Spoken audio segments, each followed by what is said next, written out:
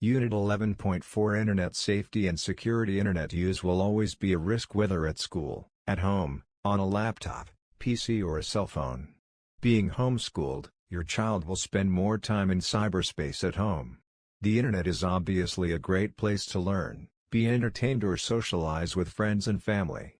It's also important to understand the threats the internet poses to your children on a daily basis. As parents and guardians, you already would have concerns and rules in place to protect your children. Most parents and guardians know they need to monitor their children's screen time, but what are children doing on their devices? Who are your children speaking to? Do your children know these people? Are these people who they say they are? Adult predators will pose as teenagers or younger children to create relationships and try to develop bonds of trust. Most imposters reveal themselves when they make unreasonable or indecent proposals.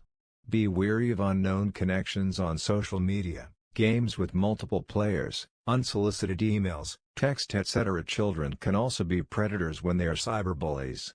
Depending on what part of the world you are in, your child has a 1 in 3 chance of being bullied online by the time they are 17 years old. A third of those bullied have experienced this mean behavior more than once. Cyberbullying is serious and comes in the way of email, text messages, social media, video, etc. Other dangers are the exposure of your children to explicit materials, pictures, video, language.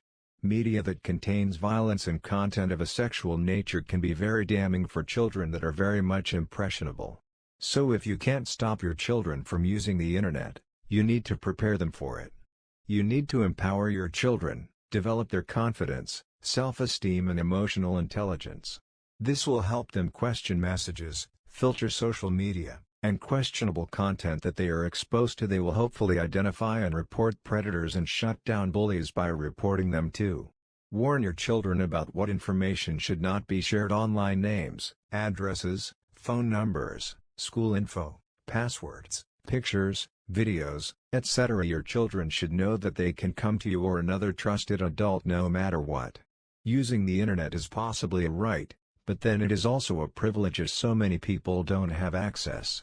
Using a privilege to take advantage of people or children is a crime. Bullying, exploiting, hurting, scaring or anything else that could be regarded as illegal or unacceptable in a face-to-face environment should be reported to the appropriate authorities before the situation escalates.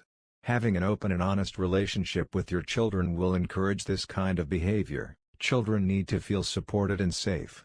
Try to know what games your children are playing and what those games involve. Show that you are interested in what they do, ask questions, possibly watch or play with them to get a true feel for the game to gauge how safe it is for your children to play. Try to learn about their online friends, the ones you haven't met in person, ask questions to promote critical and rational thought. Try to be friends on social media platforms with your children. From a tech perspective, you could limit the ability of your children to inadvertently put themselves at risk. This could be setting age limits for streaming apps that have individual profiles, limiting screen time on certain apps or devices, monitoring in-app purchases, who's paying for unauthorized purchases, managing privacy settings to change how easily relationships or connections are made online.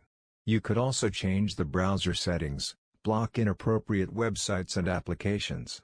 Having a good relationship with your children that fosters honesty, self-esteem and the confidence to pull back in a bad situation, knowing they have the support and protection of their parents or guardians.